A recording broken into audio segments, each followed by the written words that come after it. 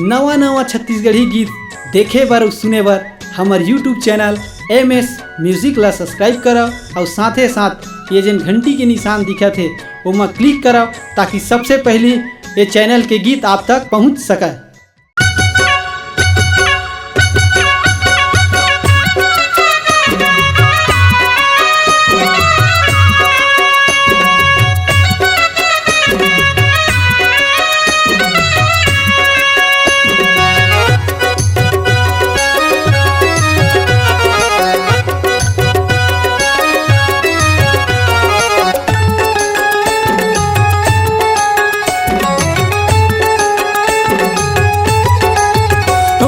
माया के लगे दरबार चलो संगी दर्शन भर जाबो।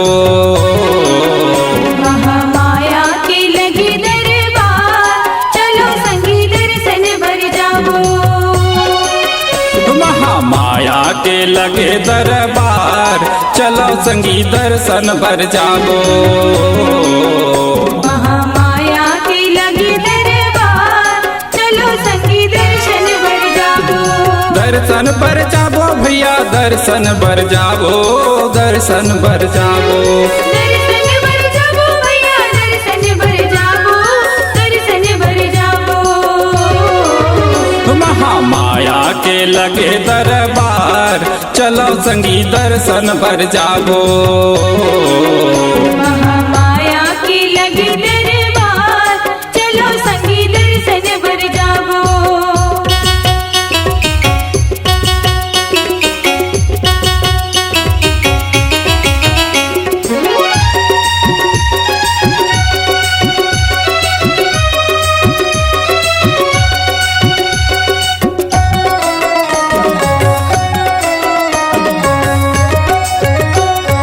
एक रूप तोर पिपरिया में शीतला कहाए, शीतला कहाए। एक रूप कवर्ध विंध्यवासिनी कहाए, वासिनी कहाए। एक रूप तो रायपुर में वो बंजारी कहाए, बंजारी कहाए। महामाया के लगे दरबार चलो संगी दर्शन भर जाबो। महामाया के लगे दरबार चलो संगी दर्शन भर जाबो।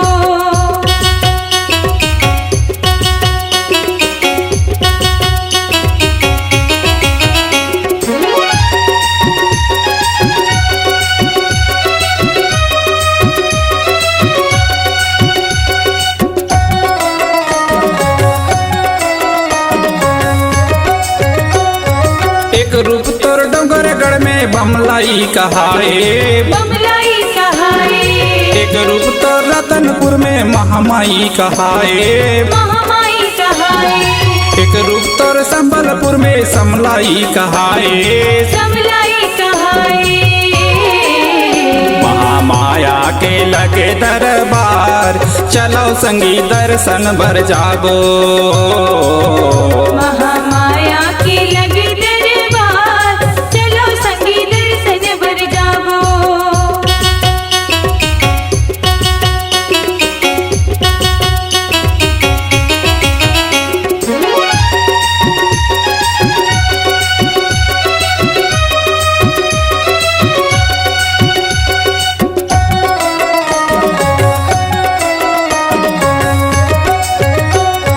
एक रूप तोर चंद्रपुर में चंद्रसेनी कहाए, चंद्रसेनी कहाए।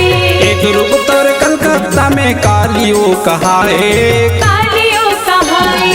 9 दिन के 9 रूप है 9 दुर्गा कहाए, नौ दुर्गा कहाए। महामाया के लगे दरबार चलो संगी दर्शन भर जाबो। महामाया के लगे दरबार चलो भैया दर्शन भर जाबो। दर्शन भर जाबो भैया दर्शन भर जाबो, दर्शन भर जाबो। दर्शन भर जाबो भैया दर्शन भर जाबो, दर्शन भर जाबो। महामाया के लगे दरबार चलो संगी दर्शन भर जाबो। महामाया के लगे दरबार